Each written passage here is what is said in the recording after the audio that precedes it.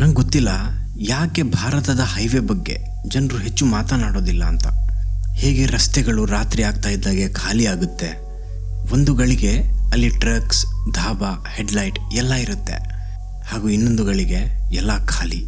ಬರೀ ನೀವು, ನಿಮ್ಮ ಗಾಡಿ ಹಾಗೂ ದೂರ ದೂರದವರೆಗೆ ಕತ್ತಲಲ್ಲಿ ಕಣ್ಮರೆಯಾಗುವ ರಸ್ತೆಗಳು. ಅನುಭವ ಇರುವ ಪ್ರಯಾಣಿಕರಿಗೆ ಗೊತ್ತಿರುತ್ತೆ, ಹೈವೇ ಡೇಂಜರಸ್ ಪಾರ್ಟ್ ಅಲ್ಲ. ಡೇಂಜರಸ್ ಪಾರ್ಟ್ ಶುರುವಾಗೋದು ಹೈವೇ ಎಂಡ್ ಆದಾಗ. ಆಗ ಅಗಲದ ಹೈವೇ ಎಂಡಾಗಿ ರಾಜ್ಯದ ರಸ್ತೆಗಳು ಶುರುವಾಗುತ್ತೆ. ಆಗ ಬೀದಿ ದೀಪಗಳು ಕಣ್ಮರೆ ಆಗುತ್ತೆ. ಆಗ ದಟ್ಟವಾದ ಕಾಡು ನಿಮ್ಮನ್ನು ಆವರಿಸುತ್ತೆ. ನಮ್ಮ ಭಾರತದಲ್ಲಿ ಇಂತಹ ಕಾಡುಗಳಿವೆ. ಯಾವುದರ ಒಳಗೆ ಹಳ್ಳಿಗಳೇ ಇಲ್ಲ, ಮನೆ ಇಲ್ಲ, ಅಂಗಡಿ ಇಲ್ಲ, ಹಾಗೂ ಮನುಷ್ಯರು ಇಲ್ಲ. ಬರೀ ಕಾಡು, ಕಾಡಿನ ನಡುವೆ ಹಲವಾರು ವರ್ಷದ ಹಿಂದೆ ನಿರ್ಮಿಸಿರುವ ರಸ್ತೆ ಹಾಗೂ ಕತ್ತಲೆ. ಈ ಕತ್ತಲಲ್ಲಿ ನಿಮ್ಮ ಗಾಡಿಯ ಹೆಡ್ಲೈಟ್ ವಿಶಾಲವಾದ ಸಾಗರದಲ್ಲಿ ಬರೀ ಒಂದು ಮೇಣದ ಬತ್ತಿ ಹೊತ್ತಿಸಿದ ಹಾಗೆ. ನೀವಾಯಿತು, ನಿಮ್ಮ ಗಾಡಿ ಆಯಿತು, ಹಾಗೂ ಕಾಡು ಜೀವಿಗಳಾಯಿತು. ಮತ್ತು ಕೆಲವೊಮ್ಮೆ ಅದು ಇರುತ್ತೆ. ಅದೇನಂತ ಗೊತ್ತಿಲ್ಲ, ಆದರೆ ಅದಕ್ಕೆ ನಿಮ್ಮ ಬಗ್ಗೆ ಅರಿವಿರುತ್ತೆ. ಅದು ನಿಮ್ಮನ್ನು ನೋಡ್ತಾ ಇರುತ್ತೆ, ಹಿಂಬಾಲಿಸುತ್ತಾ ಇರುತ್ತೆ. ಮತ್ತು ಕೆಲವೊಮ್ಮೆ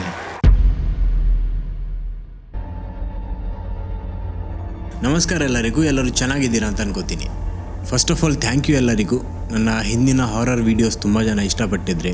ತುಂಬ ಜನ ರಿಕ್ವೆಸ್ಟ್ ಕೂಡ ಮಾಡಿದ್ರು, ಬ್ರೋ ಹಾರರ್ ವಿಡಿಯೋ ಮಾಡಿ ಅಂತ. So I'm back with another horror video.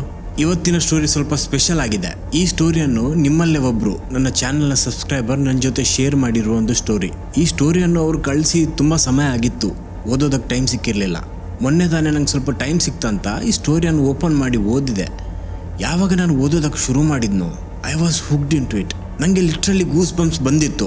So ನಾನು ಹೆಚ್ಚೇನು ಯೋಚನೆ ಮಾಡದೆ ಆವಾಗಲೇ ಸ್ಕ್ರಿಪ್ಟ್ ಬರೆದು ಈ ಸ್ಟೋರಿ ಒಂದು ವಿಡಿಯೋ ಮಾಡ್ತಾ ಇದ್ದೀನಿ. ಈ ವಿಡಿಯೋನ ನಾನು ಸ್ವಲ್ಪ ಬೇರೆ ಸ್ಟೈಲಲ್ಲಿ ಮಾಡ್ತಾ ಇದ್ದೀನಿ. ಮುಂದೆ ವಿಡಿಯೋ ನೋಡುವಾಗ ನಿಮ್ಗೆ ಗೊತ್ತಾಗುತ್ತೆ. ಈ ಸ್ಟೋರಿಯನ್ನು ಯಾವ ಥರ ಬರೆದಿದ್ದೀನಿ ಅಂದರೆ, ಇದು ನಿಮಗೆ ನೋಡಿ ಅರ್ಥ ಮಾಡೋದಕ್ಕಿಂತನೂ ಸುಮ್ಮನೆ ಫೋನನ್ನು ಸೈಡಲ್ಲಿಟ್ಟು ಕಿವಿಗೆ ಹೆಡ್ಫೋನ್ ಹಾಕಿ ಕೇಳಿದ್ರೂ ಅರ್ಥ ಆಗುತ್ತೆ.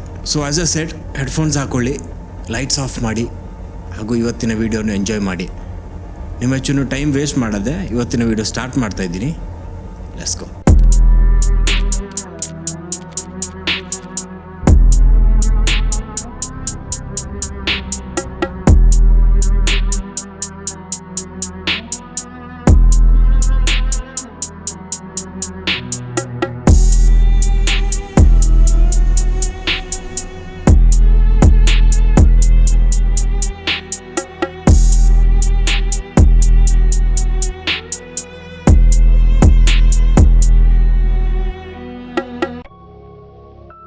ಆದರ್ಶ್ 26 ವರ್ಷದ ಹುಡುಗ.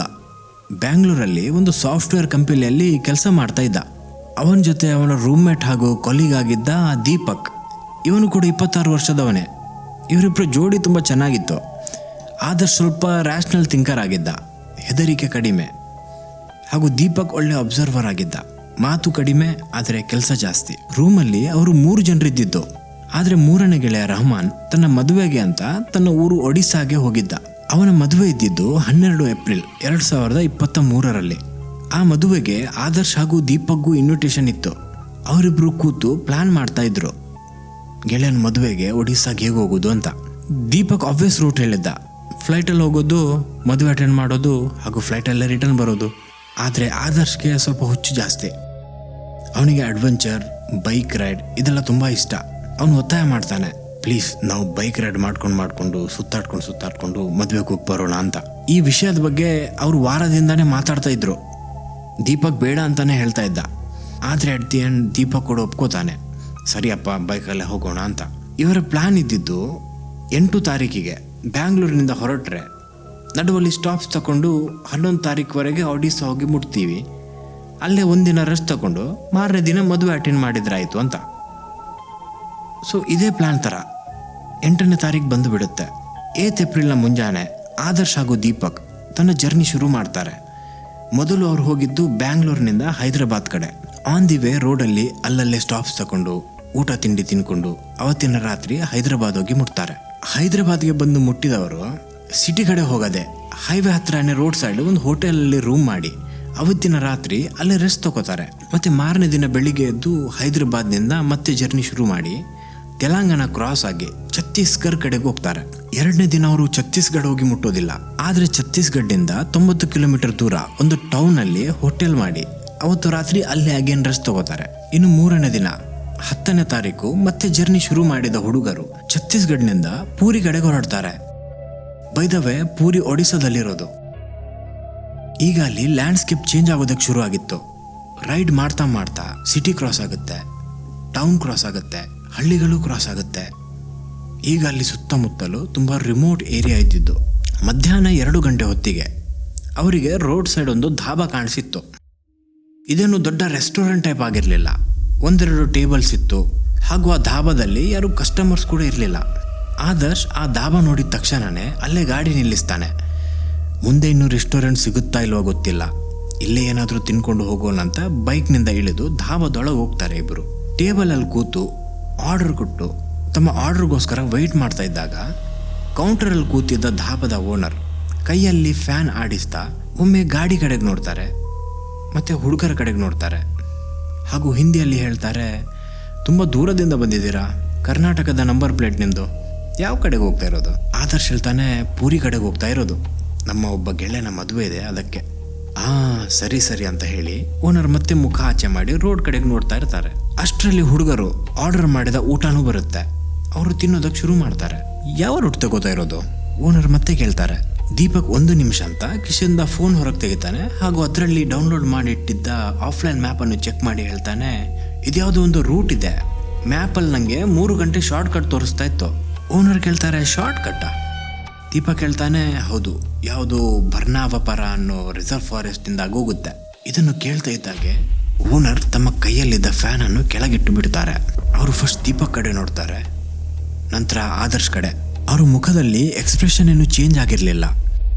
ಆದರೆ ಅವರ ಮುಖ ನೋಡಿದರೆ ಗೊತ್ತಾಗ್ತಾ ಇತ್ತು ಅವರ ಮನಸ್ಸಿನಲ್ಲಿ ಏನೋ ಇದೆ ಅಂತ. ಎಷ್ಟೊತ್ತು ತಗೊಳುತ್ತೆ ನಿಮಗೆ ಇಲ್ಲಿಂದ ಫಾರೆಸ್ಟ್ನ ಎಂಟ್ರೆನ್ಸ್ ರೀಚ್ ಆಗೋದಕ್ಕೆ? ಓನರ್ ಕೇಳ್ತಾರೆ. ದೀಪಕ್ ಮತ್ತೆ ಫೋನೊಮ್ಮೆ ಚೆಕ್ ಮಾಡಿ ಹೇಳ್ತಾನೆ, 2ರಿಂದ 2.5 ಗಂಟೆ, ಮೇ ಬಿ 4:15 ಹೊತ್ತಿಗೆ ಅಲ್ಲಿ ರೀಚ್ ಆಗ್ತೀವಿ. ಓನರ್ ಮತ್ತೆ ಕೇಳ್ತಾರೆ, ಮತ್ತೆ ಈ ಕಾಡು ಕ್ರಾಸ್ ಆಗೋದಕ್ಕೆ ಎಷ್ಟು ಸಮಯ ತಗೊಳ್ಳುತ್ತೆ? ಮ್ಯಾಪಲ್ಲಿ 3 ಗಂಟೆ ಅಂತ ಹೇಳ್ತಾ ಇದೆ, ದೀಪಕ್ ಹೇಳ್ತಾನೆ. ಓನರ್ ಅಲ್ಲೇ ಸೈಲೆಂಟ್ ಆಗ್ತಾರೆ. ಅವರ ತಲೆಯಲ್ಲಿ ಏನು ಲೆಕ್ಕಾಚಾರ ಮಾಡಿದಾಗೆ ಕಾಣಿಸ್ತಾ ಇತ್ತು. ಸೊ ನೀವು 7:30-8 ಗಂಟೆಗೆ ಹೋಗಿ ಮುಟ್ಟೋದಾ? ಆದರ್ಶ್ ಹೇಳ್ತಾನೆ, ಎಸ್, ರೋಡ್ ಸರಿಯಾಗಿದ್ರೆ ಬೇಗನೂ ಮುಟ್ಬೋದು. ಓನರ್ ಮತ್ತೆ ಏನೂ ಹೇಳೋದಿಲ್ಲ, ಮುಖ ಆಚೆ ಮಾಡಿ ರೋಡ್ ಕಡೆ ನೋಡೋದಕ್ಕೆ ಶುರು ಮಾಡ್ತಾರೆ. ಹುಡುಗರು ಈ ಕಡೆ ತಮ್ಮ ಊಟ ಮುಗಿಸಿ ಕೈ ತೊಳೆದು ಕೌಂಟರ್ಗೆ ಹಣ ಕೊಡೋದಕ್ಕೆ ಬಂದಾಗ ಓನರ್ ಹೇಳ್ತಾರೆ, ಅಲ್ಲೊಂದು ಚೆಕ್ ಪೋಸ್ಟ್ ಇದೆ, ಕಾಡು ಎಂಟ್ರಿ ಆಗೋ ಮೊದಲು. ನಾನೀಗ ಏನು ಹೇಳ್ತಾ ಇದ್ದೀನೋ ಅದೇ ವಿಷಯವನ್ನು ಆ ಚೆಕ್ ಪೋಸ್ಟ್ನ ಪೊಲೀಸರು ಹೇಳ್ತಾರೆ. ಇವತ್ತು ಸಂಜೆ ಅಲ್ಲೆಲ್ಲಾದರೂ ರೂಮ್ ಮಾಡಿ ಸ್ಟೇ ಮಾಡಿ, ನಾಳೆ ಸೂರ್ಯೋದಯ ಆಗ್ತಾ ಇದ್ದಾಗೆ ನೀವು ಆ ರೋಡಲ್ಲಿ ಟ್ರಾವೆಲ್ ಮಾಡೋದು ಬೆಟರ್. ಇದನ್ನು ಕೇಳಿದ ಆದರ್ಶ್ ಏನೋ ಹೇಳೋದಾಗಂತ ಬಾಯಿ ತೆರೆದಿರ್ತಾನೆ. ಅಷ್ಟರಲ್ಲಿ ಓನರ್ ಹೇಳ್ತಾರೆ, ನೋಡಿ ಮಕ್ಕಳೇ, ಇದು ತುಂಬ ದಟ್ಟವಾದ ಕಾಡು. ಆ ಕಾಡಿನ ಒಳಗೆ ಹಳ್ಳಿಗಳು ಇಲ್ಲ. ಇದಕ್ಕೊಂದು ರೀಸನ್ನು ಇದೆ ಯಾಕಲ್ಲಿ ಜನರು ಮನೆ ಕಟ್ಟಿಲ್ಲ ಅಂತ. ನಾನು ಇಲ್ಲಿ 60 ವರ್ಷದಿಂದ ಇದ್ದೀನಿ. ಈ ಧಾಬಾ 20 ವರ್ಷದಿಂದ ನಡೆಸ್ತಾ ಇದ್ದೀನಿ. ಇಲ್ಲಿ ಕೂತು ನಾನು ಹಲವಾರು ಪ್ರಯಾಣಿಕರನ್ನು ನೋಡಿದ್ದೀನಿ. ರಾತ್ರಿ ಆ ಕಾಡಿನಲ್ಲಿ ಪಯಣ ಮಾಡಿ ಬಂದಿರುವ ಕೆಲವು ಪ್ರಯಾಣಿಕರು ಸರಿಯಾಗಿ ಬಂದಿದ್ದಾರೆ. ಕೆಲವರು ಕಂಪ್ಲೀಟ್ ಚೇಂಜ್ ಆಗಿದ್ರು. ಇನ್ನು ಕೆಲವರು ಆ ಕಡೆಯಿಂದ ಹೊರಟವರು ಈ ಕಡೆಯಿಂದ ಹೊರಗೆ ಬಂದಿಲ್ಲ. ಇಷ್ಟು ಹೇಳ್ತಾ ಇದ್ದಾಗೆ ಆ ಕಂಪ್ಲೀಟ್ ರೂಮ್ ಸೈಲೆಂಟ್ ಆಗಿಬಿಡುತ್ತೆ. ಬರೀ ಸೀಲಿಂಗ್ ಫ್ಯಾನ್ ಹಾಗೂ ರೋಡಲ್ಲಿ ಪಾಸ್ ಆಗ್ತಿರೋ ಟ್ರಕ್ಗಳ ಸೌಂಡನ್ನು ಬಿಟ್ಟು ಬೇರೆ ಎಲ್ಲವೂ ಸ್ತಬ್ಧ ಆದಾಗಿತ್ತು. ಅಷ್ಟರಲ್ಲಿ ಆದರ್ಶ್ ಸ್ಮೈಲ್ ಮಾಡಿ ಹೇಳ್ತಾನೆ, ಭಯ್ಯ, ನಾವು ಕೇರ್ಫುಲ್ ಆಗಿರ್ತೀವಿ, ನೀವು ಹೇಳಿದ್ದಕ್ಕೆ ಥ್ಯಾಂಕ್ ಯು ಅಂತ ಹೇಳಿ ಹಣ ಪೇ ಮಾಡಿ ತಮ್ಮ ಬೈಕ್ ಕಡೆಗೆ ಹೋಗ್ತಾರೆ.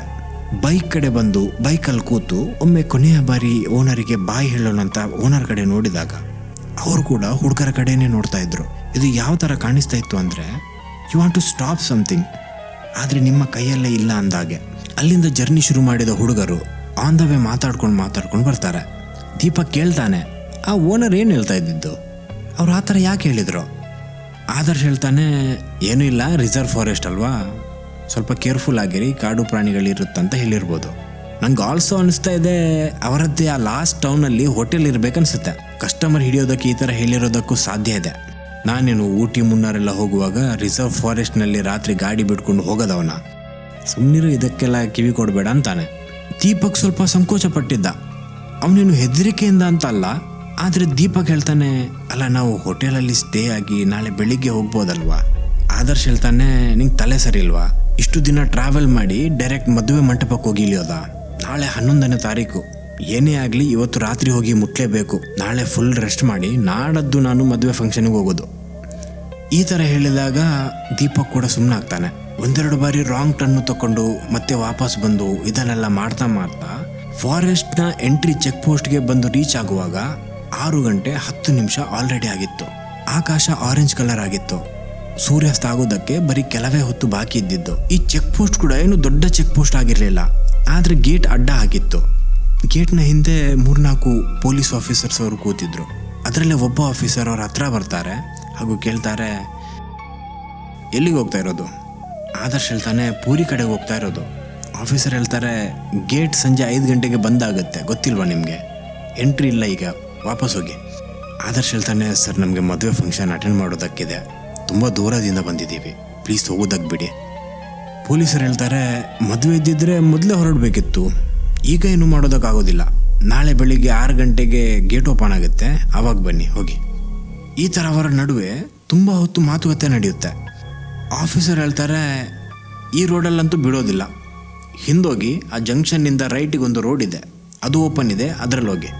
ಆಗ ದೀಪಕ್ ಆದರ್ಶ್ ಹತ್ರ ಹೇಳ್ತಾನೆ, ಬ್ರೋ ನನಗೇನೋ ಸರಿ ಅನ್ನಿಸ್ತಾ ಇಲ್ಲ, ನಾವು ಅವ್ರು ಹೇಳಿದಾಗೆ ಆ ಬೇರೆ ರೋಡಿಂದ ಹೋಗೋದೇ ಬೆಟರ್ ಅನ್ನಿಸ್ತಾ ಇದೆ, ಅಥವಾ ಇವತ್ತು ಸ್ಟೇ ಮಾಡೋಣ, ನಾಳೆ ಬೆಳಿಗ್ಗೆ ಹೋದ್ರಾಯ್ತು. ಆದರ್ಶ್ ಹೇಳ್ತಾನೆ, ನಿಂಗೆ ತಲೆ ಸರಿ ಇಲ್ವಾ, ಆ ರೋಡಲ್ಲಿ ನಮಗೆ 120-130 ಕಿಲೋಮೀಟರ್ ಹೆಚ್ಚು ಟ್ರಾವೆಲ್ ಮಾಡಬೇಕಾಗತ್ತೆ. ಇಲ್ಲೇನು ನಡೀತದೆ ಅಂತ ನಂಗೆ ಗೊತ್ತಿದೆ, ನಾನು ಈ ಥರ ಚೆಕ್ ಪೋಸ್ಟಲ್ಲಿ ತುಂಬ ಫೇಸ್ ಮಾಡಿದ್ದೀನಿ, ಅವರಿಗೆ ಹಣ ಬೇಕಷ್ಟೇ, ನೀನು ನೋಡ್ತಾ ಇರೋ ಈಗ ಅವರ ಕೈಯಲ್ಲಿ ಹಣ ಕೊಟ್ಟ ತಕ್ಷಣ ಯಾವ ಥರ ಬಿಡ್ತಾರಂತ. ಈ ಥರ ಹೇಳಿ ಆದರ್ಶ್ ಬೈಕ್ನಿಂದ ಇಳಿತಾನೆ, ಆಫೀಸರ್ ಕಡೆಗೆ ಹೋಗ್ತಾನೆ ಹಾಗೂ ಅವರ ಕೈಯಲ್ಲಿ ಮೆಲ್ಲ 500 ರೂಪಾಯಿ ನೋಟ್ ಕೊಡ್ತಾನೆ. ಆಫೀಸರ್ ಮೊದಲು ಸಂಕೋಚ ಪಟ್ಟಿದ್ರು, ಮತ್ತೆ 500 ರೂಪಾಯಿಯನ್ನು ತಗೊಂಡು ಕಿಸೆಯಲ್ಲಿ ಹಾಕ್ತಾರೆ. ಒಮ್ಮೆ ಗೇಟ್ ಕಡೆ ನೋಡ್ತಾರೆ, ಕೈ ಎತ್ತಿ ಒಮ್ಮೆ ವಾಚ್ ಕಡೆ ನೋಡ್ತಾರೆ ಹಾಗೂ ಹೇಳ್ತಾರೆ, ನೋಡಿ ನಾನು ಹೇಳೋ ಮಾತನ್ನು ಕೇರ್ಫುಲ್ಲಾಗಿ ಕೇಳಿ, ಮುಂದೆ ಚೆಕ್ ಪೋಸ್ಟ್ ಇರೋದು ಇಲ್ಲಿಂದ 120 ಕಿಲೋಮೀಟರ್ ದೂರ. ಆ ಜಾಗಕ್ಕೆ ನೀವು 3 ಗಂಟೆ ಒಳಗೆ ಮುಟ್ಟಬೇಕು, ಎಲ್ಲೂ ಗಾಡಿ ನಿಲ್ಲಿಸೋ ಆಗಿಲ್ಲ, ಟೈಮ್ ವೇಸ್ಟ್ ಮಾಡೋ ಆಗಿಲ್ಲ. ಆ ಚೆಕ್ ಪೋಸ್ಟಲ್ಲೂ ಕೂಡ ಆಫೀಸರ್ ಇರ್ತಾರೆ, ಅವರಿಗೂ ಏನಾದರೂ ಕೊಡಬೇಕಾಗುತ್ತೆ. ಆಗ ಆದರ್ಶ್ ಹೇಳ್ತಾನೆ, ಪರವಾಗಿಲ್ಲ ಸರ್, ನಾನು ಹೇಳ್ತಿರೋ ಮಾತು ಸರಿಯಾಗಿ ಕೇಳಿ, 3 ಗಂಟೆಯಲ್ಲಿ ಇರಬೇಕು, ಎಲ್ಲೂ ನಿಲ್ಲಿಸಬಾರ್ದು.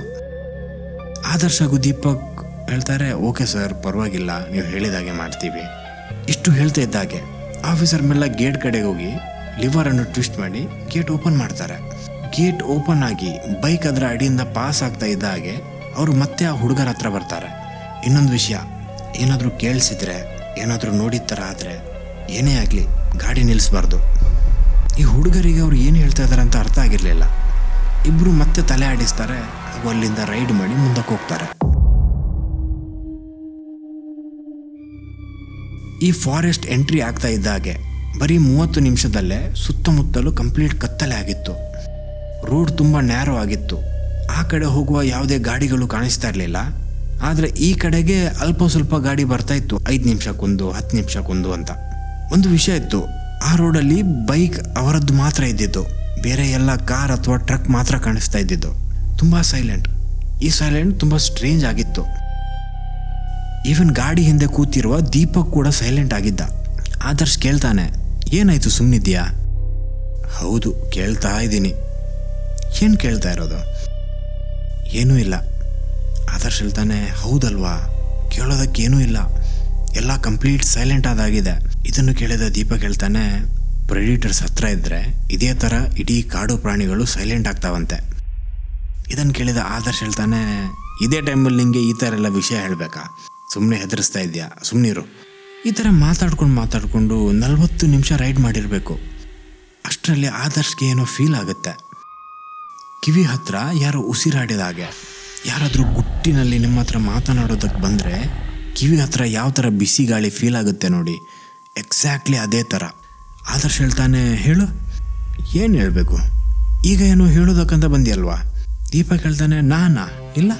ಇದನ್ನು ಕೇಳಿ ಆದರ್ಶ್ಗೆ ಏನೋ ವಿಯರ್ಡ್ ಅನಿಸಿತ್ತು. ಮತ್ತೆ ಅನ್ಕೋತಾನೆ, ಮೇ ಬಿ ಗಾಳಿಯಿಂದ ಈ ಥರ ಫೀಲ್ ಆಗಿರಬೇಕು. ಈ ಥರ ಅಂದ್ಕೊಂಡು ಇಗ್ನೋರ್ ಮಾಡ್ತಾನೆ. 5 ನಿಮಿಷದ ನಂತರ ಮತ್ತೆ ಅದೇ ಥರ ಆಗುತ್ತೆ. ಈ ಸತಿ ಆದರ್ಶನ ಕಿವಿಯಲ್ಲಿ ಯಾರೋ ರುಕೋ ಅಂದರೆ ನಿಲ್ಸು ಅನ್ನೋ ವರ್ಡ್ ಹೇಳಿದ ಥರ ಫೀಲ್ ಆಗಿತ್ತು. ದೀಪಕ್ ತಮಾಷೆ ಮಾಡಬೇಡ ಅಂತ ಆದರ್ಶ ಹೇಳ್ತಾನೆ. ದೀಪಕ್ ಹೇಳ್ತಾನೆ, ನಾನೇನು ಮಾಡಿದೆ, ನಿಂಗೆ ತಲೆ ಸರಿಲ್ವಾ, ನಿಂಗೆ ಹುಚ್ಚ? ಇಷ್ಟು ಹೇಳಿದ ದೀಪಕ್ ಕೂಡ ಸೈಲೆಂಟ್ ಆಗಿಬಿಡ್ತಾನೆ. ಈಗ ದೀಪಕ್ಗೂ ಗೊತ್ತಾಗಿತ್ತು ಏನೋ ನಡೀತಾ ಇದೆ ಅಂತ. ಹಾಗೂ ಆದರ್ಶ್ ಕೂಡ ಸುಮ್ಮನಾಗಿದ್ದ. ಅವನಿಗೆ ಪೊಲೀಸ್ ಹೇಳಿದ ವಿಷಯ ತಲೆಯಲ್ಲಿ ಬರ್ತಾ ಇತ್ತು. ಏನಾದರೂ ಕೇಳಿಸಿದ್ರೆ, ಏನಾದರೂ ಕಂಡ್ರೆ ಗಾಡಿ ನಿಲ್ಲಿಸಬೇಡಿ ಅಂತ. ಆದರ್ಶ್ ಗಾಡಿಯ ಸ್ಪೀಡನ್ನು ಹೆಚ್ಚಿಸ್ತಾನೆ. ಆದಷ್ಟು ಬೇಗ ಈ ಕಾಡಿನಿಂದ ಹೊರಗೆ ಹೋಗ್ಬೇಕು ಅಂತ. ಕತ್ತಲಾಗಿರೋದ್ರಿಂದ ವಿಸಿಬಿಲಿಟಿ ತುಂಬ ಕಡಿಮೆ ಇತ್ತು. ಬೈಕ್ನ ಹೆಡ್ಲೈಟಲ್ಲಿ ಎಷ್ಟು ದೂರ ಅಂತ ನೋಡೋದಕ್ಕಾಗತ್ತೆ. ಇದೇ ಕಾರಣದಿಂದ ಮುಂದಿನ 15 ನಿಮಿಷ ಡ್ರೈವಲ್ಲಿ ಅವ್ರ ಜೊತೆ ಒಂದು ಇನ್ಸಿಡೆಂಟ್ ನಡೆಯುತ್ತೆ. ಸ್ಪೀಡಾಗಿ ಹೋಗ್ತಾ ಇದ್ದ ಹುಡುಗರಿಗೆ ಸಡನ್ಲಿ ಬಂದ ಪಾಟ್ ಹೋಲ್ ಕಾಣಿಸಿರ್ಲಿಲ್ಲ. ಆ ಗಾಡಿ ಹೊಂಡಕ್ಕೆ ಸಡನ್ಲಿ ಬಿದ್ದಾಗ ಗಾಡಿ ಫುಲ್ ಮಿಸ್ಬ್ಯಾಲೆನ್ಸ್ ಆಗಿತ್ತು. ಆದರೆ ಆದರ್ಶ್ ಒಳ್ಳೆ ಎಕ್ಸ್ಪೀರಿಯನ್ಸ್ಡ್ ರೈಡರ್ ಆಗಿದ್ದ. ಸಡನ್ಲಿ ಬ್ರೇಕ್ ಹಾಕಿ ಸ್ಪೀಡ್ ಕಡಿಮೆ ಮಾಡಿ ಬೈಕನ್ನು ಕಂಟ್ರೋಲ್ ಮಾಡ್ಕೋತಾನೆ. ಅವ್ರ ಜೊತೆ ಲಿಟ್ರಲಿ ತುಂಬ ದೊಡ್ಡ ಅನಾಹುತ ಆಗ್ತಾ ತಪ್ಪಿತ್ತು. ಥ್ಯಾಂಕ್ಫುಲಿ ಅವ್ರಿಗೇನು ಇಂಜುರಿ ಆಗಿರಲಿಲ್ಲ. ಆದರೆ ಬೈಕ್ಗೆ ಡ್ಯಾಮೇಜ್ ಆಗಿತ್ತು. ರೈಡ್ ಮಾಡ್ತಾ ಇರುವಾಗ ಎಂಜಿನ್ನ ಹತ್ತಿರ ಟಕ್ ಟಕ್ ಟಕ್ ಟಕ್ ಅಂತ ಏನೋ ಸೌಂಡ್ ಬರ್ತಾ ಇತ್ತು. ಆದರ್ಶ್ ಹೇಳ್ತಾನೆ, that is not good. Deepak ಹೇಳ್ತಾನೆ, ಗಾಡಿ ನಿಲ್ಲಿಸಬೇಡ. ಆದರೆ ಎಂಜಿನ್ ಸೀಸ್ ಆದರೆ? ದೀಪಕ್ ಹೇಳ್ತಾನೆ, ಐ ನೋ, ಆದರೆ ನಿಲ್ಲಿಸಬೇಡ ಪ್ಲೀಸ್. ಇಷ್ಟು ಹೇಳಿ 1-2 ನಿಮಿಷ ಮುಂದೋಗಿರಬೇಕು. ಅವರ ಕಣ್ಣು ಮುಂದೆ ಕಾಣಿಸ್ತಿರುವ ಒಂದು ಬೆಳಕಿನ ಕಡೆಗೆ ಹೋಗುತ್ತೆ.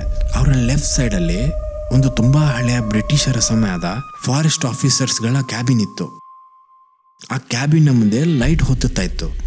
ಈ ಲೈಟ್ ಸೋಲಾರ್ ಪವರ್ಡ್ ಆಗಿರಬೇಕು ಮೇ ಬಿ. ಆ ಕ್ಯಾಬಿನ್ ಹತ್ರ ಬಂದ ಹುಡುಗರು ಗಾಡಿ ನಿಲ್ಲಿಸ್ತಾರೆ. ಇಲ್ಲಿ ಬೆಳಕಿದೆ, ಬೇಗ ಇಳಿದು ಗಾಡಿಗೆ ಏನು ಡ್ಯಾಮೇಜ್ ಆಗಿದೆ ಅಂತ ನೋಡೋಣವಾ? ದೀಪಕ್ ಕೂಡ ಒಪ್ಕೋತಾನೆ, ಹೌದು, ಒಮ್ಮೆ ನೋಡಿದ್ರೇನೆ ಒಳ್ಳೆ ಅನಿಸ್ತಾ ಇದೆ ನನಗೆ. ಇಬ್ರು ಗಾಡಿಯಿಂದ ಇಳಿತಾರೆ. ಹಾಗೂ ಆದರ್ಶ್ ಬೈಕ್ನ ಸೈಡಲ್ಲೇ ಬಗ್ಗಿ ಚೆಕ್ ಮಾಡ್ತಾ ಇರ್ತಾನೆ ಏನು ಡ್ಯಾಮೇಜ್ ಆಗಿದೆ ಅಂತ. ಇದೇ ಹೊತ್ತಲ್ಲಿ ದೀಪಕ್ ಅಲ್ಲೇ ನಿಂತು ಆ ಕಡೆ ಈ ಕಡೆ ಅಂತ ನೋಡ್ತಾ ಇರ್ತಾನೆ, ಜಸ್ಟ್ ಫಾರ್ ಸೇಫ್ಟಿ. ಈ ಥರ ನೋಡ್ತಾ ಇದ್ದ ದೀಪಕ್ನ ಕಣ್ಣು ನೆಲದ ಮೇಲೆ ಬೀಳುತ್ತೆ. ನೆಲದಲ್ಲಿ ದೀಪಕ್ ಏನು ನೋಡಿದ್ನೋ ಅದನ್ನು ನೋಡಿ ಅವನಲ್ಲೇ ಫ್ರೀಸ್ ಆಗ್ತಾನೆ. ಆದರ್ಶ್ ಗಾಡಿ ಸ್ಟಾರ್ಟ್ ಮಾಡು, ಆದರ್ಶ್ ಗಾಡಿ ಸ್ಟಾರ್ಟ್ ಮಾಡು, ಇಲ್ಲಿಂದ ಹೋಗೋಣ. ಇದನ್ನು ಕೇಳಿದ ಆದರ್ಶ್ ಗಾಡಿ ಕೆಳಗಿಂದ ಎದ್ದು ಏನಾಯ್ತು ಅಂತ ದೀಪಕ್ ಹತ್ರ ಕೇಳ್ತಾನೆ. ದೀಪಕ್ ಕಣ್ಣಲ್ಲೇ ಅವನಿಗೆ ಸಿಗ್ನಲ್ ಕೊಡ್ತಾನೆ, ನೆಲದ ಕಡೆ ನೋಡು ಅಂತ. ನೆಲದ ಕಡೆ ನೋಡಿದ ದೀಪಕ್ ಕೂಡ ಶಾಕ್ ಆಗ್ತಾನೆ.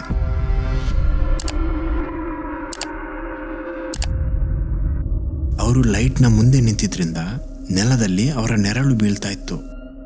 ಅಲ್ಲಿ ಟೋಟಲ್ 4 ನೆರಳಿತ್ತು. ಬೈಕ್, ಆದರ್ಶ್, ದೀಪಕ್ ಹಾಗೂ ಅವರಿಬ್ಬರ ಹಿಂದೆ ಇನ್ನೊಂದು ಯಾರು. ಇಷ್ಟು ಆಗ್ತಾ ಇದ್ದಾಗೆ ಇಬ್ಬರು ಹುಡುಗರು ಏನೂ ಮಾತನಾಡೋದಿಲ್ಲ. ಇಬ್ಬರಿಗೂ ಗೊತ್ತಿತ್ತು ಏನು ಮಾಡಬೇಕು ಅಂತ. ತಕ್ಷಣ ಗಾಡಿಯಲ್ಲಿ ಕೂರ್ತಾರೆ. ಗಾಡಿ ಸ್ಟಾರ್ಟ್ ಮಾಡಿ ಅಲ್ಲಿಂದ ಎಸ್ಕೇಪ್ ಆಗ್ತಾರೆ. ಆದರ್ಶನ ಕೈ ನಡುಗ್ತಾ ಇತ್ತು. ದೀಪಕ್ ಕಂಪ್ಲೀಟ್ ಶಾಕ್ ಆಗಿದ್ದ. ಅವರಿಗೆ ರಿಗ್ರೆಟ್ ಆಗೋದಕ್ಕೆ ಶುರು ಆಗಿತ್ತು. ಆ ಧಾಬಾದ ಅಂಕಲ್ ಹಾಗೂ ಪೊಲೀಸರು ಹೇಳಿದ ಮಾತು ಪದೇ ಪದೇ ಅವರ ತಲೆಯಲ್ಲಿ ಬರ್ತಾ ಇತ್ತು. ಈಗ ಅವರು ಕಾಡಿನ ತುಂಬ ಒಳಗೆ ಬಂದಾಗಿತ್ತು. ಇಲ್ಲಿಂದ ಮುಂದಿನ ರಸ್ತೆ ಹತ್ರ ಇತ್ತು ವಾಪಸ್ ಹೋಗೋದಕ್ಕಿಂತ. ಜರ್ನಿ ಇದೇ ಥರ ಕಂಟಿನ್ಯೂ ಆದರೆ ಮುಂದಿನ 1 ಗಂಟೆಯಲ್ಲಿ ಅವರು ಚೆಕ್ ಪೋಸ್ಟ್ ರೀಚ್ ಆಗಬೇಕಿತ್ತು. ಆದರೆ ದುರದೃಷ್ಟ, ಅವರ ಬೈಕ್ ಅವಾಗಲೇ ಬಂದಾಗ್ಬಿಡುತ್ತೆ. ಎಷ್ಟು ಟ್ರೈ ಮಾಡಿದ್ರು ಬೈಕ್ ಸ್ಟಾರ್ಟ್ ಆಗ್ತಾ ಇರಲಿಲ್ಲ. ಮೊಬೈಲ್ ಟಾರ್ಚ್ ಹಾಕಿ ಚೆಕ್ ಮಾಡೋಣ ಅಂದರೆ ಇಬ್ಬರ ಫೋನ್ ಆಫ್ ಆಗಿತ್ತು.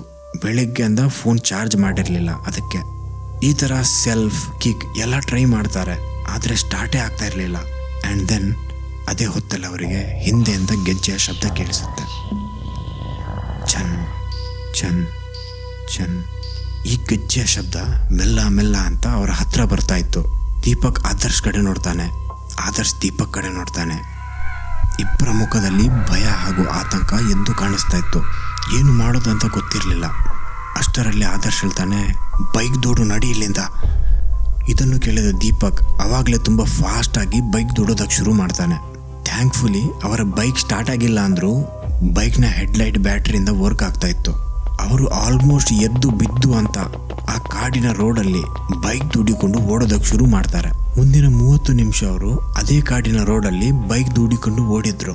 ಯಾವಾಗ ಅವರು ಟಯರ್ಡ್ ಆಗಿ ನಿಲ್ತಾ ಇದ್ರು ಅವಾಗ ಗೆಜ್ಜೆಯ ಶಬ್ದ ಅವರ ಹತ್ರ ಬರ್ತಾ ಇತ್ತು. ಛನ್ ಛನ್ ಛನ್ ಅಂತ. ಅದೇನು ಅವರನ್ನು ಹಿಂಬಾಲಿಸ್ತಿತ್ತು ನೋಡಿ. ಅದು ಗಡಿ ಬಿಡಿಯಲ್ಲಿರಲಿಲ್ಲ. ಅದಕ್ಕೆ ಗೊತ್ತಿದ್ದ ಹಾಗೆ, ಎಷ್ಟು ದೂರ ಅಂತ ಹೋಗ್ತೀರಾ, ಈಗ ಇಲ್ದಿದ್ರೆ ಮತ್ತೆ ನಿಂತೇ ನಿಲ್ತೀರಾ ಅಂದಾಗೆ. ಥ್ಯಾಂಕ್ಫುಲಿ ಕೆಲವು ದೂರ ಹೋದ ಹುಡುಗರಿಗೆ ಮುಂದೆ ಆಲ್ಮೋಸ್ಟ್ ಅರ್ಧ ಕಿಲೋಮೀಟರ್ ಅಷ್ಟು ದೂರದವರೆಗಿನ ಡೌನ್ ಸಿಕ್ಕಿತ್ತು. ಅವರು ಗಾಡಿಯಲ್ಲಿ ಮತ್ತೆ ಕೂತು ಆ ಡೌನ್ ಅಲ್ಲಿ ಬೈಕ್ ರೈಡ್ ಮಾಡ್ತಾರೆ. ಈ ಬೈಕ್ ರೈಡ್ ಮಾಡ್ತಾ ಇದ್ದ ಹಾಗೆ ಆ ಘಟನೆ ಮತ್ತೆ ನಡೆಯುತ್ತೆ. ಈ ಸತಿ ಇಬ್ಬರಿಗೂ ಕೇಳಿಸಿತ್ತು. ಕಿವಿಯಲ್ಲಿ ಯಾರೋ ಬಂದು ರುಕೋ ಅಂದ ಹಾಗೆ. ಈ ಶಬ್ದ ಎಷ್ಟು ಜೋರಾಗಿ ಬಂದಿತ್ತು ಅಂದ್ರೆ ಇಬ್ರು ಹುಡುಗರು ಒಮ್ಮೆ ಶೇಕ್ ಆಗ್ತಾರೆ. ಅಂಡ್ ದೆನ್ ಹಿಂದೆ ಕೂತಿದ್ದ ದೀಪಕ್ ಆದರ್ಶನನ್ನು ಗಟ್ಟಿಯಾಗಿ ಹಿಡಿದು ಅಳೋದಕ್ಕೆ ಶುರು ಮಾಡ್ತಾನೆ. ತುಂಬಾ ದೊಡ್ಡ ತಪ್ಪು ಮಾಡಿದ್ದೀವಿ, ಇಲ್ಲಿಗೆ ಬಂದು ಹೋಟೆಲ್ ರೂಮ್ ಮಾಡಿ ಇವತ್ತಿರಬೇಕಿತ್ತು. ನಂಗೆ ಸಾಯೋದಕ್ಕೆ ಇಷ್ಟ ಇಲ್ಲ. ಆದರ್ಶ್ ಪ್ಲೀಸ್ ನನ್ನನ್ನು ಇಲ್ಲಿಂದ ಕರ್ಕೊಂಡೋಗು. ಆದರ್ಶ್ ಏನೂ ಹೇಳೋದಿಲ್ಲ, ಸುಮ್ಮನಿದ್ದ, ಶಾಕ್ ಆಗಿದ್ದ.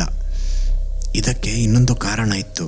ಬೈಕ್ ರೈಡ್ ಮಾಡ್ತಾ ಇದ್ದ ಆದರ್ಶ್ ಚಂದ್ರನ ಬೆಳಕಿನಿಂದ ಬೀಳುತ್ತಿರುವ ನೆರಳಿನ ಕಡೆಗೆ ನೋಡಿದ್ದ. ನೆರಳಿನಲ್ಲಿ ಬೈಕ್ನ ಮೇಲೆ 3 ಜನರಿದ್ರು. ಆದರ್ಶನ ಹಿಂದೆ ದೀಪಕ್ ಹಾಗೂ ದೀಪಕ್ನ ಹಿಂದೆ. ಈ ವಿಷಯ ದೀಪಕ್ಗೆ ಹೇಳಿದ್ರೆ ಅವನು ತುಂಬಾ ಹೆದರ್ಕೋತಾನೆ ಅಂತ ಆದರ್ಶ್ ಸುಮ್ಮನಿದ್ದ. ಆದರ್ಶ್ ತಲೆಯಲ್ಲಿ ಪ್ಲಾನ್ ಮಾಡ್ತಾ ಇದ್ದ, ಏನ್ ಮಾಡ್ಲಿ ಅಂತ. ಅಂಡ್ ದೆನ್ ಹೆಡ್ಲೈಟ್ನ ಬೆಳಕಿನಲ್ಲಿ ಆದರ್ಶ್ಗೆ ರಸ್ತೆ ಬದಿಯಲ್ಲಿ ಇನ್ನೊಂದು ಹಳೆ ಕಾಲದ ಕ್ಯಾಬಿನ್ ಕಾಣಿಸುತ್ತೆ. ಆದರ್ಶ್ ಏನು ಸೆಕೆಂಡ್ ಥಾಟ್ ಇಲ್ಲದೇನೆ ಬೈಕ್ ಸೀದಾ ಕ್ಯಾಬಿನ್ನ ಮುಂದೆ ನಿಲ್ಲಿಸ್ತಾನೆ ಹಾಗೂ ದೀಪಕ್ನನ್ನು ಎಳೆದುಕೊಂಡು ಕ್ಯಾಬಿನ್ನ ಕಡೆಗೆ ಓಡ್ತಾನೆ. ಕ್ಯಾಬಿನ್ನ ಡೋರ್ ಲಾಕ್ ಇತ್ತು, ಓಪನ್ ಮಾಡೋದಕ್ಕಾಗ್ತಾ ಇರಲಿಲ್ಲ. ಅಲ್ಲೇ ಹತ್ತಿರ ಇದ್ದ ಕಲ್ಲನ್ನು ಎತ್ತಿ ಆ ಬೀಗದ ಮೇಲೆ ಹೊಡೆಯೋದಕ್ಕೆ ಶುರು ಮಾಡ್ತಾನೆ. ದೀಪಕ್ ಎಷ್ಟು ಹೆದರಿದ್ದ ಅಂದರೆ ಅವನು ಪಾಪ ಅಲ್ಲೇ ಫ್ರೀಸ್ ಆಗಿ ನಿಂತಿದ್ದ. ಸಂಭವ ದೇವರ ದಯೆಯಿಂದ ಕ್ಯಾಬನ್ನ ಲಾಕ್ ಓಪನ್ ಆಗುತ್ತೆ. ಕತ್ತಲೆಯಲ್ಲಿ ಇಬ್ಬರು ಹುಡುಗರು ಆ ಕ್ಯಾಬಿನ್ನ ಒಳಗೆ ಓಡಿ ಹೋಗ್ತಾರೆ ಹಾಗೂ ಡೋರ್ ಒಳಗಿನಿಂದ ಲಾಕ್ ಮಾಡ್ತಾರೆ. ಈಗ ಟೈಮ್ ಆಗಿತ್ತು ರಾತ್ರಿಯ 11 ಗಂಟೆ. ದೀಪಕ್ ಹಾಗೂ ಆದರ್ಶ್ ಆಲ್ರೆಡಿ 9:30 ಗಂಟೆ ಹೊತ್ತಿಗೆ ಎಕ್ಸಿಟ್ ಚೆಕ್ ಪೋಸ್ಟ್ ಹತ್ರ ರೀಚ್ ಆಗಬೇಕಿತ್ತು. ಆದರೆ ಇವಾಗಲೂ ಅವರು ಅದೇ ಕಾಡಿನ ಒಳಗೆ ಸಿಕ್ಕಾಕೊಂಡಿದ್ರು. ಕ್ಯಾಬಿನ ಒಳಗೆ ಕತ್ತಲೆಯಲ್ಲಿದ್ದ ಹುಡುಗರ ಕಣ್ಣು ಅಡ್ಜಸ್ಟ್ ಆಗ್ತಾ ಇದ್ದ ಹಾಗೆ ಅವರಿಗೆ ಆ ರೂಮ್ ಕಾಣಿಸೋದಕ್ಕೆ ಶುರು ಆಗುತ್ತೆ. ಆ ರೂಮ್ ತುಂಬಾ ಡಸ್ಟಿ ಆಗಿತ್ತು. ಒಂದು ತುಂಡಾಗಿರುವ ಚೇರ್ ಇತ್ತು ಹಾಗೂ ಒಂದು ಹಳೆಯ ಮರದ ಟೇಬಲ್ ಇತ್ತು. ನೋಡಿದ್ರೇನೆ ಗೊತ್ತಾಗ್ತಾ ಇತ್ತು ಈ ಕ್ಯಾಬಿನ್ ಹಲವಾರು ವರ್ಷದಿಂದ ಓಪನ್ನೇ ಆಗಿಲ್ಲ ಅಂತ. ಗೋಡೆಯಲ್ಲಿ ಕ್ರ್ಯಾಕ್ಸ್ ಇತ್ತು ಹಾಗೂ ಎಲ್ಲಿ ನೋಡಿದರಲ್ಲಿ ಜೇಡದ ಬಲೆ. ದೀಪಕ್ ಎಲ್ಲಿ ಕೂತಿದ್ನೋ ಅದೇ ಗೋಡೆಯ ಮೇಲೆ ದೇವರ ಫೋಟೋ ಇತ್ತು. ಇದಿಷ್ಟನ್ನು ಬಿಟ್ಟು ಆ ಕ್ಯಾಬಿನ ಒಳಗೆ ಬೇರೆ ಏನೂ ಇರಲಿಲ್ಲ. ಆದರ್ಶ್ ದೀಪಕ್ ಹತ್ರ ಕೂತು ಬಿಡ್ತಾನೆ. ಏನೂ ಹೇಳೋದಿಲ್ಲ. ಅವನ ಕೈಯನ್ನು ಗಟ್ಟಿಯಾಗಿ ಹಿಡಿತಾನೆ ಹಾಗೂ ಡೀಪ್ ಬ್ರೆತ್ ತಗೋತಾನೆ. ಹಿಂದೆ ಇರುವ ಗೋಡೆಗೆ ತನ್ನ ತಲೆಯನ್ನು ರೆಸ್ಟ್ ಮಾಡಿ ಬಾಗಿಲಿನ ಕಡೆಗೆ ನೋಡ್ತಾ ಇರ್ತಾನೆ. ಈ ತರ ಆ ಕ್ಯಾಬಿನ ಒಳಗೆ ಬಂದು 30 ನಿಮಿಷ ಸುಮ್ಮನೆ ಇಬ್ರು ಹುಡುಗರು ಕೂತಿದ್ರು. ಸನ್ರೈಸ್ ಆಗೋದಕ್ಕೆ ಇನ್ನು 7 ಗಂಟೆ ಬಾಕಿ ಇತ್ತು. ಆದರ್ಶ್ ಹೇಳ್ತಾನೆ, ಆಲ್ ಈಸ್ ವೆಲ್, ಇನ್ನು ಕೆಲವೇ ಹೊತ್ತಲ್ಲಿ ಸೂರ್ಯೋದಯ ಆಗುತ್ತೆ. ನಾವು ಇಲ್ಲೇ ಇದ್ದು ಸೂರ್ಯನ ಬೆಳಕು ಬೀಳ್ತಾ ಇದ್ದಾಗೆ ಇಲ್ಲಿಂದ ಹೋಗ್ಬಿಡೋಣ. ದೀಪಕ್ ಹೇಳ್ತಾನೆ, ನಾವು ಇಲ್ಲಿಂದ ಹೋಗೋದು ಪಾಸಿಬಲ? ಆದರ್ಶ್ ಅವನ ಕೈಯನ್ನು ಒತ್ತಿ, ಏನೂ ಆಗೋದಿಲ್ಲ, ದೇವರಿದ್ದಾರೆ, ಸ್ವಲ್ಪ ರೆಸ್ಟ್ ತಗೋ, ತುಂಬ ಟಯರ್ಡ್ ಆಗಿದೆಯಾ, ನಾನು ಸ್ವಲ್ಪ ರೆಸ್ಟ್ ತಗೋತೀನಿ ಅಂತ ಆದರ್ಶ್ ಅವನ ಕಣ್ಣನ್ನು ಮುಚ್ಚಿದ್ದ ಅಷ್ಟೇ ಬಾಗಿಲಿನ ಹೊರಗಿಂದ ಒಂದು ವಾಯ್ಸ್ ಬರುತ್ತೆ. ಹಿಂದಿಯಲ್ಲಿ ಕೇಳುತ್ತೆ, ಹಲೋ, ನಂಗೆ ಗೊತ್ತಿದೆ ನೀವು ಒಳಗಿದ್ದೀರಾ, ಹೊರಗೆ ಬನ್ನಿ. ನಿಮ್ಮ ಬೈಕ್ ಹಾಳಾಗಿದೆಯಾ, ನಾನು ಸರಿ ಮಾಡಿ ಕೊಡ್ತೀನಿ. ಹಲೋ. ಇದನ್ನು ಕೇಳಿದ ಆದರ್ಶ್ ಸಡನ್ಲಿ ಹೆದರಿ ಕಣ್ಣು ಓಪನ್ ಮಾಡ್ತಾನೆ. ದೀಪಕ್ನ ಬಾಯಿ ಮೇಲೆ ಕೈ ಇಡ್ತಾನೆ ಹಾಗೂ ಶ್ ಅಂತಾನೆ. ದೀಪಕ್ ನಡುಗ್ತಾ ಇದ್ದ. ಬರೀ ದೀಪಕ್ ಮಾತ್ರ ಅಲ್ಲ, ಈವನ್ ಆದರ್ಶ್ನ ಕೈ ಕೂಡ ನಡುಗ್ತಾ ಇತ್ತು. ಇಬ್ಬರ ಹೃದಯ ಎದೆ ಒಳಗೆ ತುಂಬಾ ಜೋರಾಗಿ ಹೊಡಿತಾ ಇತ್ತು. ದಬ್ ದಬ್ ದಬ್ ದಬ್ ಅಂತ. ಇಬ್ಬರು ಹುಡುಗರು ಗೋಡೆಯ ಕಾರ್ನರ್ ಕಡೆಗೆ ಮೂವ್ ಆಗ್ತಾರೆ ಹಾಗೂ ಏನು ಮಾಡೋದಂತ ಗೊತ್ತಿಲ್ಲ. ಆದರೆ ಒಂದು ವಿಷಯ ಗೊತ್ತಿದೆ, ಬಾಗಿಲಿನ ಹೊರಗಿಂದ ಯಾರು ಕೂಗ್ತಾ ಇದ್ದಾರೋ ಅದು ಡೆಫಿನೆಟ್ಲಿ ಮನುಷ್ಯರಲ್ಲ. ಮತ್ತೆ ವಾಯ್ಸ್ ಬರುತ್ತೆ, ಹಲೋ ಹಲೋ ಹಲೋ, ಹೊರಗೆ ಬನ್ನಿ, ಹೊರಗೆ ಬನ್ನಿ, ಹೊರಗೆ ಬನ್ನಿ. ಬಾಗಿಲು ಜೋರಾಗಿ ಹೊಡೆದಕ್ಕೆ ಶುರು ಆಗುತ್ತೆ, ಜೋರಾಗಿ ಕಿರುಚಾಡೋದಕ್ಕೆ ಶುರು ಆಗುತ್ತೆ. ಆದರ್ಶ್ ತಕ್ಷಣ ಎದ್ದು ಅಲ್ಲಿದ್ದ ಟೇಬಲ್ ಅನ್ನು ಬಾಗಿಲಿನ ಕಡೆಗೆ ದೂಡ್ತಾನೆ. ಇದನ್ನು ನೋಡಿದ ದೀಪಕ್ಗೆ ಗೊತ್ತಾಗಿತ್ತು ಅವನು ಏನು ಮಾಡ್ತಾ ಇದ್ದಾನಂತ. ಅವನು ಕೂಡ ಎದ್ದು ಅವನಿಗೆ ಹೆಲ್ಪ್ ಮಾಡ್ತಾನೆ. ಆ ಹುಡುಗರು ಟೇಬಲನ್ನು ಬಾಗಿಲಿನ ಅಗೇನ್ಸ್ಟ್ ಒತ್ತಿ ಪುಷ್ ಮಾಡಿ ಇಟ್ಟಿದ್ರು. ಈಗ ಅವರ ಅದೇನು ಹೊರಗೆ ನಿಂತಿದೆ ನೋಡಿ, ಅದರ ನಡುವೆ ಬರೀ ಒಂದು ಬಾಗಿಲು ಮಾತ್ರ ಇದ್ದಿದ್ದು. ಒಂದು ಗಳಿಗೆ ಬಾಗಿಲು ತುಂಡೇ ಆಗುತ್ತೆ ಅಂತ ಫೀಲ್ ಆಗಿತ್ತು. ಈವನ್ ಟೇಬಲ್ ಕೂಡ ಹಿಂದೆ ಜಾರೋದಕ್ಕೆ ಶುರು ಆಗಿತ್ತು. ಹುಡುಗರು ಮತ್ತೆ ಬಲ ಹಾಕಿ ಅದನ್ನು ವಾಪಸ್ ಪುಷ್ ಮಾಡ್ತಾರೆ. ಆದರೆ ಅವ್ರಿಗೆ ಗೊತ್ತಿತ್ತು ಇನ್ನು ಹೆಚ್ಚು ಟೈಮ್ ಅವರಿಂದ ಹೋಲ್ಡ್ ಮಾಡೋದಕ್ಕಾಗೋದಿಲ್ಲ ಅಂತ. ಬಾಗಿಲು ಓಪನ್ ಆಗುತ್ತೆ ಅನ್ನೋಷ್ಟರಲ್ಲಿ ಸಡನ್ಲಿ ಎಲ್ಲ ಶಾಂತವಾಗಿಬಿಡುತ್ತೆ. ಈಗ ಯಾರು ಬಾಗಿಲನ್ನು ದೂಡ್ತಾ ಇರಲಿಲ್ಲ, ಶಬ್ದನೂ ನಿಂತೋಗಿತ್ತು. ಹುಡುಗರಿಗೆ ಏನು ನಡೀತಾ ಇದೆ ಅಂತ ಗೊತ್ತೇ ಆಗಿರಲಿಲ್ಲ. ಆದರೆ ಅವರಿಗೆ ಗೆಜ್ಜೆಯ ಶಬ್ದ, ಬಾಗಿಲಿನಿಂದ ದೂರ ಹೋಗುವ ಶಬ್ದ ಕೇಳಿಸ್ತಾ ಇತ್ತು. ಛನ್ ಛನ್ ಛನ್ ಅಂತ. ಮತ್ತು ಸ್ವಲ್ಪ ಹೊತ್ತಲ್ಲಿ ಆ ಶಬ್ದ ಕೇಳೋದೇ ನಿಂತು ಬಿಡುತ್ತೆ. ಆ್ಯಂಡ್ ದೆನ್ ಒಂದು ಕಾರ್ನ ಶಬ್ದ ಕೇಳಿಸುತ್ತೆ. ಆ ಕಾರ್ ಅವರ ಕ್ಯಾಬಿನ್ನ ಹೊರಗೆ ಬಂದು ನಿಲ್ಲುತ್ತೆ. ದೀಪಕ್ ಹಾಗೂ ಆದರ್ಶ್ ಕನ್ಫ್ಯೂಸ್ ಆಗ್ತಾರೆ. ನಾವೇನು ಕೇಳ್ತಾ ಇದ್ದೀವಿ ಅದು ನಿಜಾನಾ ಅಥವಾ ನಮ್ಮ ಭ್ರಮೆನಾ? ಈ ಥರ ಯೋಚನೆ ಮಾಡ್ತಾ ಇದ್ದಾಗ ಯಾರೋ ಬಾಗಿಲಿನ ಮೇಲೆ ನಾಕ್ ಮಾಡ್ತಾರೆ. ಹಲೋ, ನೀವು ಒಳಗಿದ್ದೀರಾ? ನಾವು ಫಾರೆಸ್ಟ್ ಆಫೀಸರ್ಸ್. ಹಲೋ, ಬಾಗಿಲು ತೆಗೀರಿ, ನಿಮ್ಮ ಬೈಕ್ ಹೊರಗಿದೆ. ಹುಡುಗರು ಶಾಕಲ್ಲಿದ್ದರು. ಇದು ನಾವು ಏನು ಕೇಳ್ತಾ ಇದ್ದೀವಿ ಇದು ನಿಜವಾಗ್ಲೂ ಆಫೀಸರಾ ಅಲ್ವಾ ಅಂತ ಗೊತ್ತಾಗಿರಲಿಲ್ಲ. ಆದರೆ ಹೊರಗಿನಿಂದ ಒಬ್ಬ ಅಲ್ಲ, 2-3 ಜನರು ಕರೀತಾ ಇರೋ ಶಬ್ದ ಕೇಳಿಸ್ತಾ ಇತ್ತು. ದೀಪಕ್ ಒಮ್ಮೆ ಆದರ್ಶ್ ಕಡೆ ನೋಡ್ತಾನೆ, ಮತ್ತೆ ಬಾಗಿಲಿನ ಕಡೆ ನೋಡ್ತಾನೆ ಹಾಗೂ ಕೇಳ್ತಾನೆ, ನೀವು ನಿಜವಾಗ್ಲೂ ಆಫೀಸರಾ? ಹೊರಗಿಂದ ರಿಪ್ಲೈ ಬರುತ್ತೆ, ನಾನು ಅದೇ ಆಫೀಸರ್, ನಿಮಗೆ ಗೇಟ್ ಓಪನ್ ಮಾಡಿ ಬಿಟ್ಟಿದ್ದೆ ಅಲ್ವಾ 6:30 ಗಂಟೆ ಹೊತ್ತಿಗೆ. ನೀವು 9:30ಗೆ ಚೆಕ್ ಪೋಸ್ಟ್ ರೀಚ್ ಆಗಬೇಕಿತ್ತು. ಗಂಟೆ 12:30 ಆಗಿದೆ. ನೀವು ಅಲ್ಲಿ ಬಂದಿಲ್ಲ ಅಂತ ನ್ಯೂಸ್ ಬಂತು, ಅದಕ್ಕೆ ಹುಡುಕಿಕೊಂಡು ಬಂದಿದ್ದು. ಹುಡುಗರಿಗೆ ಈಗನೂ ನಂಬೋದಕ್ಕೆ ಆಗ್ತಾ ಇರಲಿಲ್ಲ. ಆದರೆ ಈಗ ಹೊರಗಿಂದ ಕೇಳಿಸ್ತಾ ಇರುವ ಶಬ್ದ ಡೆಫಿನೆಟ್ಲಿ ಆಗಿನ ಥರ ಇರಲಿಲ್ಲ. ಅವರು ಮೆಲ್ಲ ಟೇಬಲನ್ನು ಸೈಡ್ ಮಾಡ್ತಾರೆ ಹಾಗೂ ಬಾಗಿಲನ್ನು ಅನ್ಲಾಕ್ ಮಾಡಿ ಮೆಲ್ಲ ಕ್ರ್ಯಾಕ್ನಿಂದ ಹೊರಗೆ ನೋಡ್ತಾರೆ. ಆ್ಯಂಡ್ ಎಸ್, ನಿಜವಾಗ್ಲೂ ಅದೇ ಆಫೀಸರ್ ಹೊರಗೆ ನಿಂತಿದ್ರು. ಅವರನ್ನು ನೋಡಿದ ಹುಡುಗರ ಜೀವದಲ್ಲಿ ಜೀವ ಬಂದಾಗ ಫೀಲ್ ಆಗಿತ್ತು. ಲಿಟ್ರಲಿ ಇಷ್ಟರವರೆಗೆ ಹತ್ತಿರದ ಆದರ್ಶ್ ಕೂಡ ಹತ್ತಿದ್ದ. ತಕ್ಷಣ ಬಾಗಿಲನ್ನು ಓಪನ್ ಮಾಡಿ ಅವರ ಕಡೆ ಓಡಿ ಹೋಗ್ತಾರೆ. ಅಲ್ಲಿ ಬಂದಿದ್ದ ಆಫೀಸರ್ಸ್ಗಳಿಗೆ ಗೊತ್ತಿತ್ತು ಹುಡುಗರು ತುಂಬ ಹೆದರ್ಕೊಂಡಿದ್ದಾರೆ ಅಂತ. ದೀಪಕ್ ಹಾಗೂ ಆದರ್ಶ್ ಹತ್ತು ಏನು ಹೇಳೋದಕ್ಕೆ ಪ್ರಯತ್ನ ಪಡ್ತಾ ಇದ್ರು. ಆದರೆ ಪೊಲೀಸ್ ಅವರಿಗೆ ಆಲ್ರೆಡಿ ಗೊತ್ತಿತ್ತು ಇವರು ಏನು ಹೇಳೋದಕ್ಕೆ ಪ್ರಯತ್ನ ಪಡ್ತಾ ಇದ್ದಾರೆ ಅಂತ. ಅವರವರನ್ನು ಸಮಾಧಾನ ಮಾಡ್ತಾರೆ, ಕುಡಿಯೋದಕ್ಕೆ ನೀರು ಕೊಡ್ತಾರೆ ಹಾಗೂ ಹೇಳ್ತಾರೆ, ಹೆದರಬೇಡಿ, ನಾವಿದ್ದೀವಿ. ನಂತರ ಪೊಲೀಸರು ಅವರನ್ನು ಗಾಡಿಯಲ್ಲಿ ಕೂರಿಸಿ ಚೆಕ್ ಪೋಸ್ಟ್ನ ಹೊರಗಿರುವ ಒಂದು ಹೋಟೆಲಲ್ಲಿ ಚೆಕ್ ಇನ್ ಮಾಡಿಸ್ತಾರೆ. ಅವರ ಬೈಕ್ ಅಲ್ಲೇ ಕ್ಯಾಬಿನ್ ಹತ್ರನೇ ಬಿದ್ದಿತ್ತು. ಮಾರನೇ ದಿನ ಅದನ್ನು ಟೋ ಮಾಡಿ ವಾಪಸ್ ತರಿಸ್ತಾರೆ. ಮತ್ತೆ ಎಲ್ಲ ನಾರ್ಮಲ್ ಆಗೇ ಇತ್ತು. ಆದ್ರೆ ಹುಡುಗರ ಮುಖದಿಂದ ನಗು ಹಾಗೂ ಖುಷಿ ಹೊರಟೇ ಹೋದಾಗಿತ್ತು. ಇವೆನ್ಚುಲಿ ಮದುವೆ ಫಂಕ್ಷನ್ ಅನ್ನು ಅಟೆಂಡ್ ಮಾಡಿದ ನಂತರ ಆದರ್ಶ್ ಹಾಗೂ ದೀಪಕ್ ಬೈಕಲ್ಲಿ ವಾಪಸ್ ಬಂದಿಲ್ಲ. ಆ ಬೈಕನ್ನು ಅಲ್ಲಿಂದಾನೆ ಬ್ಯಾಂಗ್ಳೂರ್ಗೆ ಕಳಿಸಿ ಅವರು ಫ್ಲೈಟ್ ಅಲ್ಲಿ ಬಂದಿದ್ದು. ಈ ವಿಷಯದ ಬಗ್ಗೆ ಮತ್ತೆ ಅವರು ಯಾವತ್ತೂ ಮಾತನಾಡಲಿಲ್ಲ. ಇದನ್ನು ಮರೆಯೋದಕ್ಕೆ ಪ್ರಯತ್ನ ಪಟ್ಟರು. ಆದ್ರೆ ಇದು ಮರೆಯುವಂತ ಇನ್ಸಿಡೆಂಟ್ ಅಲ್ಲ. ಇವತ್ತಿನವರೆಗೆ ಅವರಿಗೆ ಆ ಘಟನೆಯ ಕನಸು ಬರುತ್ತೆ ಹಾಗೂ ಇವತ್ತಿನವರೆಗೆ ಆ ಹುಡುಗರು ಮನೆಯಲ್ಲಿ ಲೈಟ್ಸ್ ಆನ್ ಮಾಡಿ ಮಲಗೋದು. ಐ ಹೋಪ್ ನಿಮಗೆ ಈ ವಿಡಿಯೋ ಇಷ್ಟ ಆಗಿರಬೇಕು. ವಿಡಿಯೋ ಇಷ್ಟ ಆಗಿದ್ರೆ ಪ್ಲೀಸ್ ಲೈಕ್ ಮಾಡಿ. ಆಲ್ಸೋ ಆದರ್ಶ್ ಅವ್ರ ತರಾನೇ ನಿಮ್ಮ ಹತ್ರ ಏನಾದರೂ ಸ್ಟೋರಿ ಇದ್ರೆ ನನ್ನ ಜೊತೆ ಶೇರ್ ಮಾಡಿ.